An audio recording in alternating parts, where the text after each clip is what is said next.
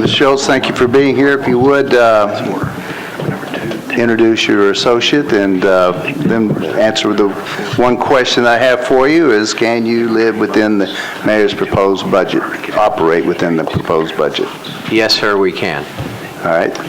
My name is Ralph Schultz, and I'm CEO of the Chamber, and with me today is Courtney Ross, who is our Chief Economic Development Officer, and we appreciate the opportunity to present to you today the details of our proposed contract for economic development services with Metro government.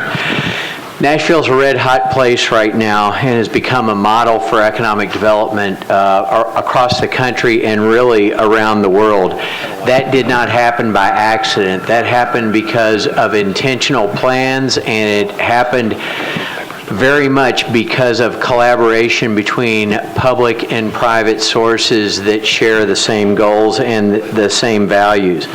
When Partnership 2020 was created 25 years ago, community leadership, elected leadership, and business leaders came together to develop an aggressive plan for economic vitality, and in large measure today we see the results of that 25 years of investment. We are very proud of the relationship and the contract that we have had with Metro Nashville, Metro government, to deliver economic development services. Over the last 4 years, 15,000 new jobs have been announced in Davidson County. We have also done a great deal of work with Matt Wilshire and the Metro Council and the Mayor's Office, particularly in supporting existing business and their expansion and growth, which we will talk about further if you like. Your investment, by the way, helps us not only promote this city, but also invest in the development of the product that is Nashville and Metro Davidson County. We are also very active, as you know, in education improvement.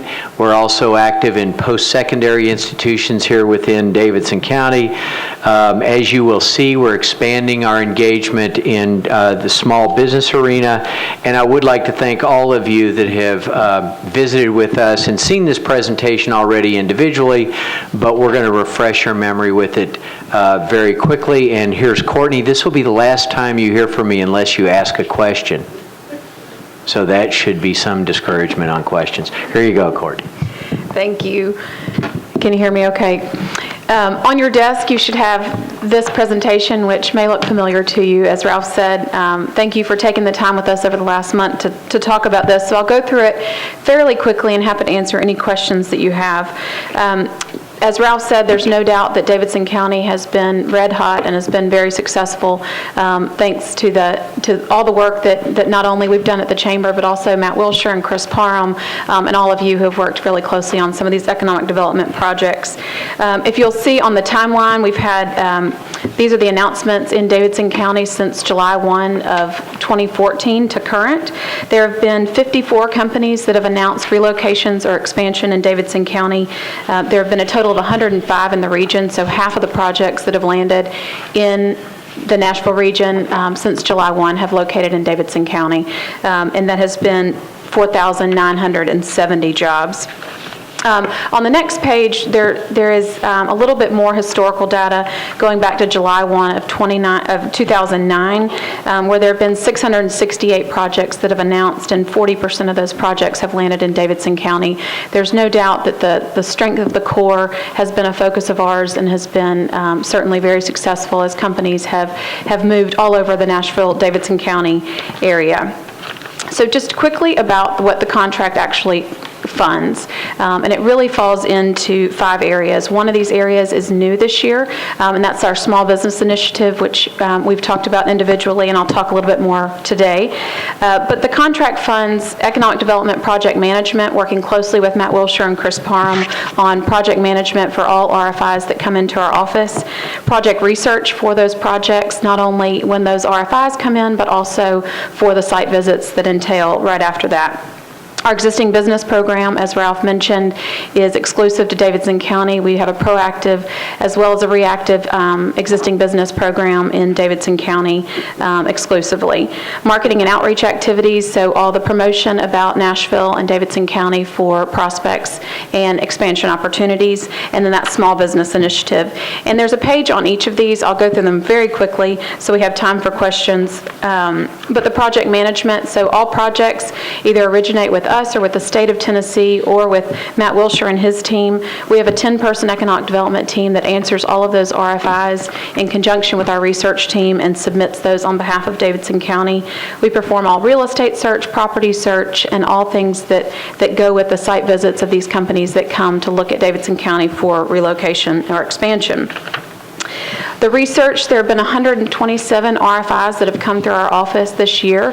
That number's probably increased just in the last week as we've had 3 come in this week. They all take a great deal of work and detail. We work closely with the mayor's office to complete those, to be the first impression for these companies as we complete these RFIs. Our existing business program, as I've said, is exclusive to Davidson County. We meet with about 100 or 150 existing businesses in Davidson County. We're happy to come meet with any company in your council district at any time, and we've done that in many cases. We work with them on talent recruitment, on talent attraction, in all different areas of needs that they may have to expand their operations. Marketing and outreach will be later this week, actually later tonight in California on a recruitment trip in San Francisco in conjunction with the new flight from Oakland to Nashville and vice versa. We go on outbound trips. We also bring companies and prospects and site selection consultants to Nashville to showcase Nashville here and when we go to their markets. And that is part of our pipeline filling activities to make sure that the pipeline is strong for activity. And our small business initiative, this, as I mentioned, is new to the contract this year as we proposed. It is something that Corey Davis is in the audience here if we have any further questions. But we've heard from you over the years, and we've heard from our chamber members, who majority are small businesses, for the need for additional assistance with the small businesses. So we actually initiated that this year, and we look forward to the partnership of this contract being able to expand those efforts and really engage the small business community and really build upon the activity that we've already started this year. There's an additional sheet in your package that talks about the business studio program that we started this year, and we're happy to answer any questions about that as well.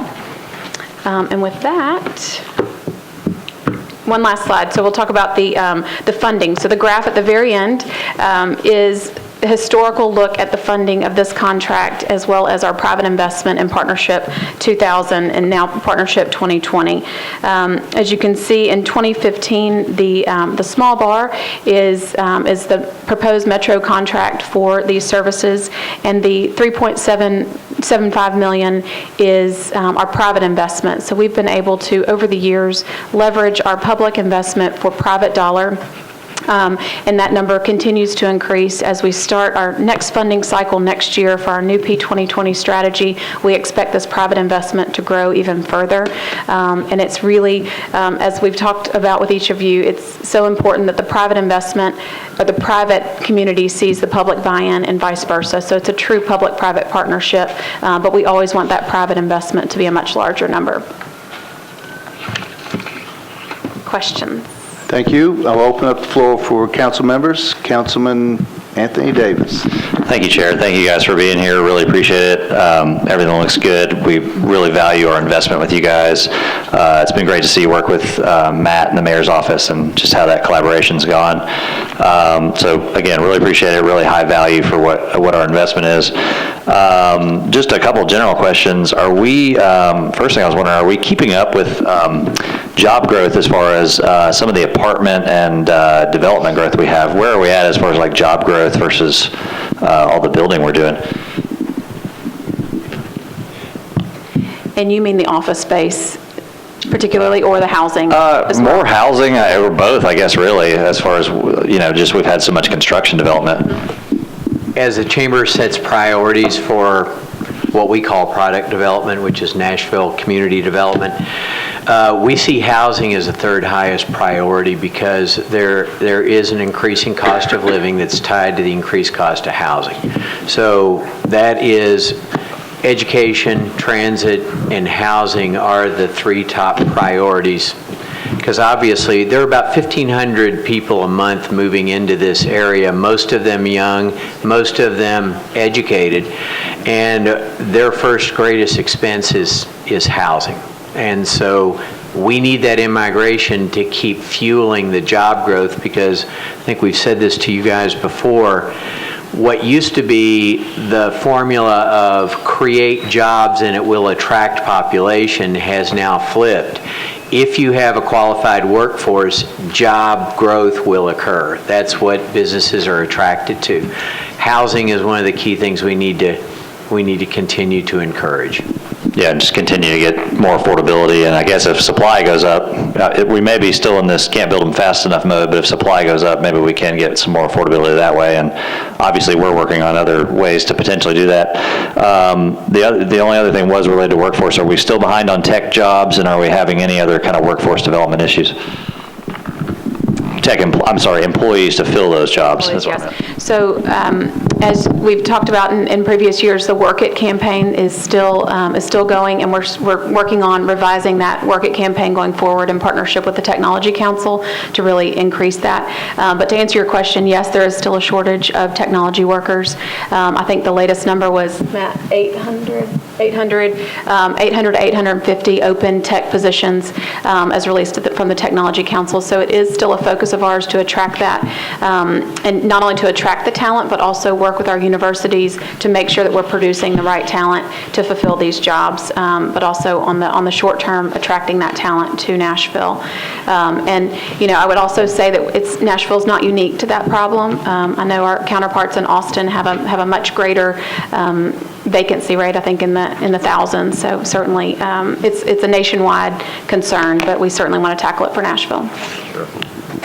Within the next couple of months, we'll be releasing an updated, in fact, a new workforce study, which will give us not only much more current numbers, but better forecasts for the future. And that's been in process for about a year. Thank you. Councilor Moore? Thank you, Chair. Just a couple of questions. How many since the business studio started, how many have you attracted so far? What's the number on that? Corey might have the precise answer on that. So since January is when we started having workshops and events, we've had 411 unique attendees, but a lot of those people come back to multiple sessions, so attendance is a lot higher, but as far as reach of new small business owners, 411 so far. Okay. All right, thank you. And my second question is, I was looking at the third slide, relocations and expansions. How many of these, what are the top 3 employers? Have it changed? Is it still Vanderbilt? And who else? St. Thomas. St. Thomas. Vanderbilt, St. Thomas, and the third. Is it Cat Financial? I think it's Cat Financial. They're right up there. But it might be also Gaylord. There's a couple that are right there at the next. Dollar General, HCA. Dollar General. And those are all in the 1,800 to 2,000. So is Vanderbilt, St. Thomas. And St. Thomas for certain. I know Dollar General's been growing, so. They have. So they're closely tied with who? You think? Dollar General Dollar General's, they get closely tied with? to Bridgestone, HCA. Oh, Bridgestone, okay. All right, thank you. Councilman Glover? Thank you, Mr. Chair. I'm going to try and keep this to budget. This is a little more difficult to keep it to actual budget because there's the 375,000. Talk to me, last night we heard about $500 million was lost in 2010 during the flood. $500 million lost downtown. Did that include, was that hotels? Give me a little information, if you don't mind, about what that number encompassed, if you have that. And if you don't, if you could, just get it for me. We let us get that for you because I can't. memory fades with regards to what was material loss to buildings, what was indirect loss due to wages and so forth and so on. So if we could, we'd like to get those numbers for you. Okay. Right. And then when we talk about 5.4% of property taxes comes from downtown, I think it was your group who said it last night. Again, if you can tell me specifically what of the 5.4%, what was affected in that would be helpful. We'll do that. The Downtown Partnership was actually who mentioned that last Okay. night. And It was a long night. yeah, we can, but it was early in the night. It was, yes. I would like to acknowledge Debbie Dale Mason and Rita McDonald, who are also back there with us, if you should want to question them at all. Thank you, Mr. Chair. Councilman Tiger? Thank you. My standard question, Nashville's investment versus the investment of surrounding counties. Tell us the trends there. The trend is positive. The trend is actually an increasing investment from our regional partners and other partners like TVA. Right now, we have about $120,000 in investment from those areas. Of course, they don't get the same level of contracted service like the existing business service that we provide here in Nashville. But that is an increase. I think it's been an increase of about $40,000 or so over the past couple of years. As we initiate a new partnership cycle, and we're right now out making those requests for funding for the next 5 years, we are increasing that ask from those regional partners as well. Is there a correlation on this sheet between the success rates going to the various counties and the counties that make contributions versus those who don't contribute, either counties or cities? Well, obviously, Davidson County is the primary beneficiary of this growth. With regards to other counties, there's not necessarily a direct correlation between how much they invest and what the result is that they get.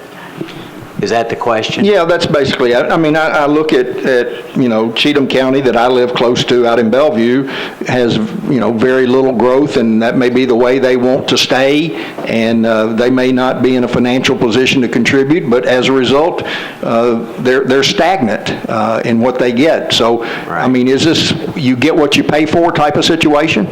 Well, Cheatham County particularly specifically wants to focus on being a recreational center for the region. And so there is development in Davidson County that takes place that they have really no interest in participating in or being party to. Therefore, you don't see an investment from them in those categories of activity. But to some extent, I mean, look, I think Nashville's proved since 1992 when this whole partnership started, if you're willing to invest in an intentional plan to create a lifestyle that people are attracted to and an economic environment that allows businesses to grow, then you're gonna, you have something to promote and people are attracted to that. So it is a little bit of what you're willing to invest in, you're gonna get the return on investment. Did you want to add anything? I just wanted to, just as a clarification, all 100% of regional partners do contribute, just at various amounts. So Cheatham County does contribute. Council Lady Allen. Thank you, Mr. Chair. Could you just give a little more detail on what kind of assistance is available for small businesses? Corey? Do you mean currently through our program? So we offer monthly workshops. We're currently doing 2 events a month. One is a classroom-style workshop, and the other we bring in different speakers, other business owners, panel discussions.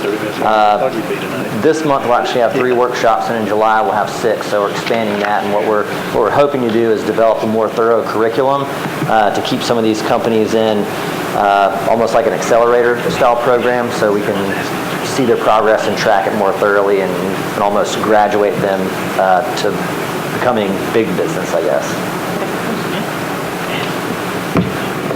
Is that, Council Lady Allen, is that it? Okay. Councilman Glover? I just want to come back and make sure I understand the numbers here.